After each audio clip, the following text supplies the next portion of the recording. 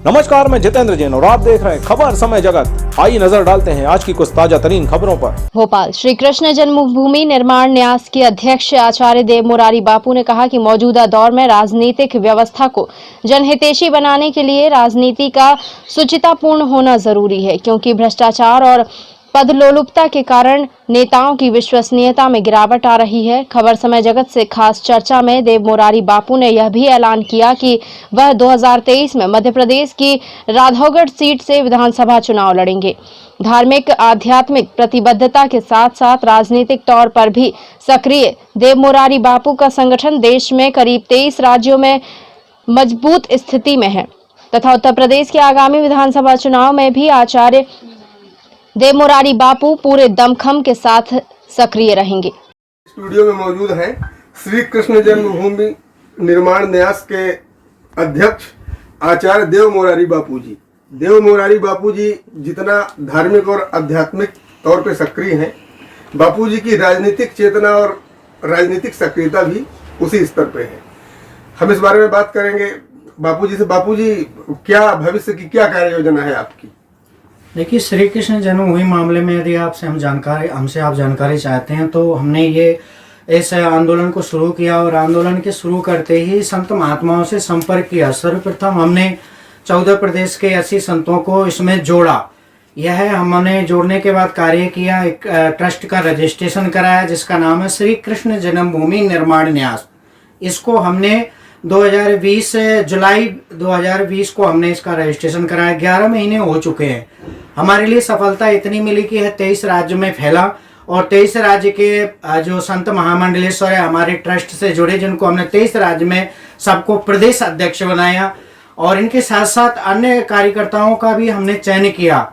लोग बड़ी संख्या में जुड़े। राम मंदिर का जब भूमि पूजन हुआ उसके बाद श्री कृष्ण जन्मभूमि की आशा लोगों में जगी और लोगों ने बढ़ चढ़ कर हिस्सा लिया और हमसे जुड़े, इस ट्रस्ट से जुड़े।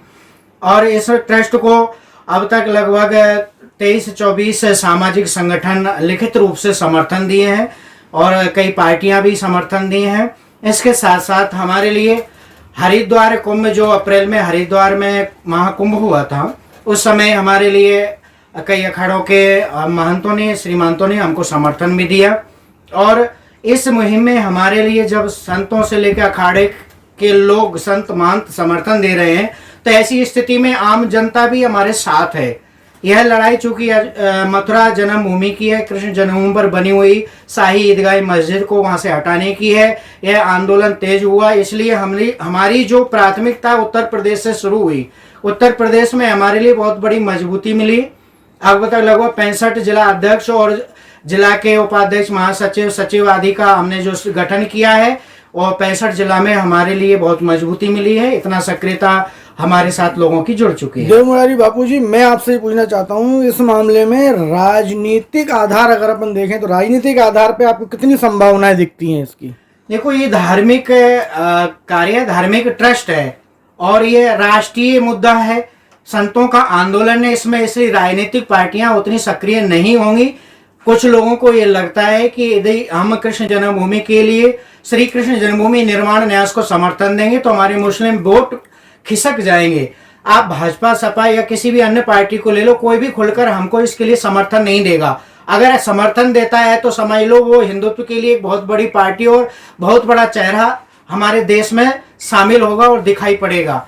लेकिन ऐसा लोग कर नहीं रहे हैं। फिर भी हम संतों और संत को और हिंदुत्व को लेकर हम इस आंदोलन को आगे बढ़ा रहे हैं और ट्रस्ट की प्रक्रिया को आगे बढ़ा रहे हैं। आचार्य जी, आपके बारे में बताया जाता है कि आप राजनीतिक क्षेत्र में भी काफी रुचि रखते हैं। भविष्य में आपकी भी कोई योजना राजनीतिक क्षेत्र में पदार्पण करने की है क्या? जी, लगभग आपने सही कहा। मैं लगभग 25 वर्ष से राजनीतिक क्षेत्र में, इसकी मैंने शुरुआत उत्तर प्रदेश से ही की थी। उत्तर प्रदेश के योगी आदित्यनाथ 2004 से हम उनकी हिंदू वाहिनी में जुड़े और प्रदेश कार्यकारी सदस्य तक हमने कार्य किया। उसके बाद फिर हमने अपना अलग से राजनीतिक स्तर बनाया अन्य पार्टियों में हम राष्ट्रीय उपाध्यक्ष और स्टार प्रचारक बनकर के हम 2012 उत्तर प्रदेश के विधानसभा चुनाव में भी हमने बड़े बड़े जन सम्मेलन आंदोलन किए हैं और सभाओं को संबोधन किया है। लगातार कई पार्टियों से हमारा संपर्क हुआ और बहुत सारे संगठन हमको इसमें समर्थन भी दे रहे हैं। इसलिए हम हमेशा राजनीतिक रूप से सक्रिय रहते हैं। इसमें चुनावी राजनीति में सक्रियता रहेगी या नहीं आप? जी, चुनाव में हमारी राजनीति सक्रियता रहेगी और हमें एमपी में, मध्य प्रदेश में भी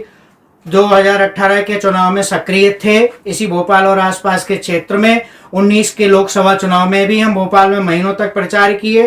अब आगे आने वाले विधानसभा 2023 में भी हम पूरे प्रदेश में एक विधानसभा तो हमने खुद चुनी है जिसमें हम खुद विधानसभा चुनाव लड़ेंगे और वह है राघोगढ़ जिला गुना के विधानसभा क्षेत्र, जहां पर दिग्विजय सिंह जी के बेटे जयवर्धन सिंह अभी वर्तमान एमएलए, उनके खिलाफ हम चुनाव भी लड़ेंगे।